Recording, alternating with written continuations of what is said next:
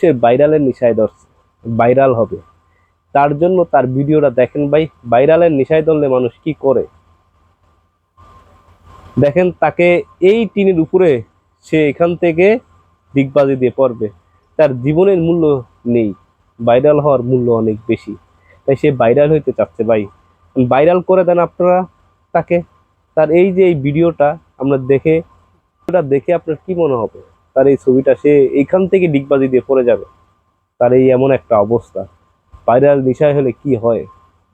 তা ভাই, ভাইরাল হওয়ার নেশা দরকার নেই। আপনি আপনি সুন্দর ভিডিও বানান, নিজের ঝুঁকি নিজেই বজায় রাখেন, নিজের সমস্যাগুলা সলভ করুন, এবং এইভাবে ভিডিও বানার কোনো প্রয়োজন নেই ভাই। আপনি এইভাবে ভিডিও বানাচ্ছেন, ঠিক আছে, ভিউ পাবেন, কিন্তু এই ভিউতে আপনার অনেক রিস্ক। কারণ আপনি এখান থেকে পড়লে আপনার অবস্থা থাকবে না। বিসমিল্লাহ করে শুরু করছেন, কিন্তু এটা ঠিক হবে না।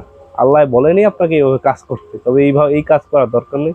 আরও নতুন সুন্দর সুন্দর ওয়ে আছে, এই ওয়েগুলো ইউজ করেন। ভাইরাল হওয়ার জন্য আরও পন্থা আছে, এগুলো ইউজ করেন। কিন্তু জীবনের রিস্ক, জীবনের কোনো খারাপ নেগেটিভিটি আপনার আসার প্রয়োজন নেই। মানুষ টাকা রিজিক এটা আসবেই, আপনার কাছে ধরা দিবেই। আপনি আপনার ট্যালেন্টটা ধরে রাখেন, আপনি একসময় পাবেন ভাই। হতাশার কিছু নেই, টাকা পয়সা হাতের ময়লা, পুরুষের কাছে টাকা আসবে যাবে, এটাকে ক্যাচ করে ধরে রাখারই একটা ওয়ে, এটা ঠিক আছে। কিন্তু আপনি এইভাবে করার কোনো প্রয়োজন নেই।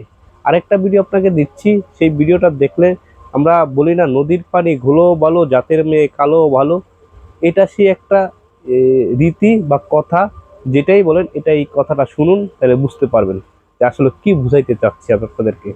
আমার কথাটা সবাই মনোযোগ দিয়ে শুনবেন, এই যে এই ভিডিওটা দেখেন, তাহলে বুঝতে পারবেন। আমাকে খুশি হয়ে যদি আমার হাজবেন্ড আমাকে একটা 500 টাকার ড্রেস এনে দিয়ে বলে যে তুমি তোমার জন্য নিয়ে আসছি, I am happy with that. কারণ ওর মধ্যে কি আছে, তার সম্মান ভালোবাসাটা আছে, তাই না? হ্যাঁ, অবশ্যই পাকিস্তানি ড্রেস পছন্দ, কিন্তু এমন না যে ওটা না পাইলে আমার হবেই না, এরকম কিছু না।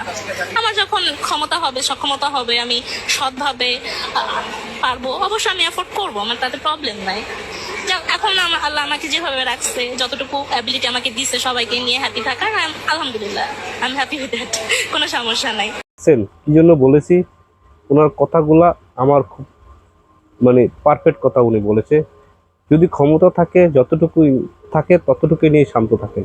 ওই 5 টাকার জিনিসই আপনার লাখ টাকা হিসাবে মনে ধরে নিতে হবে। মনের ভালোবাসাটা এমন একটা জিনিস, টাকা পয়সা নয়। ওনার যা আছে ওটাই আপনার মেনে নিতে হবে, মানে ওইটা দেখেই আপনি আসছেন, আপনি জেনে শুনেই এখানে আসছেন। তাই আপনার কাজটা হবে, ওনারে যা দিয়েছে ওটা দিয়ে খুশি। যেদিন হবে সামর্থ্য সেদিন আপনাকে দিবে, সেদিন আপনার বলতে হবে না। পুরুষ কখনোই নারীকে অবহেলিত করে না, নারী পুরুষকে অবহেলিত করে, অবহেলার চোখে দেখে। এটা মানেন আর না মানেন জানি না, এটা আপনি যাচাই করে দেখতে পারেন। অনেক না পুরুষরা কাঁদে, কিন্তু চোখের জল পড়ে না, ভিতর থেকে তাদের সেই বুক ফেটে যায়। তো এটা বুঝতে দেরি করে তারা, কিন্তু বোঝার তাদের ক্ষমতা নেই, তাই বোঝে না। তাই আপনাকে বলবো, যাই করেন ভেবে করবেন। জীবন অনেক বড়, কঠিন, বাস্তবটা অনেক কঠিন, তাই এটাকে মেনে নেওয়াটা অনেকের খারাপ লাগতে পারে। তাই খারাপ লাগলেও আমার কিছু করার নেই, তবে কষ্ট পেয়েন না আপনারা, অযথা কষ্ট নেবেন না মনে। দুঃখিত বা সরি কোনো কিছুই না, কষ্ট নেওয়ার কোনো কারণ নেই। এটা বাস্তবটা আপনাকে সামনে তুলে ধরলাম। সবাই ভালো থাকবেন, সুস্থ থাকবেন। আসসালামু আলাইকুম, আল্লাহ হাফেজ।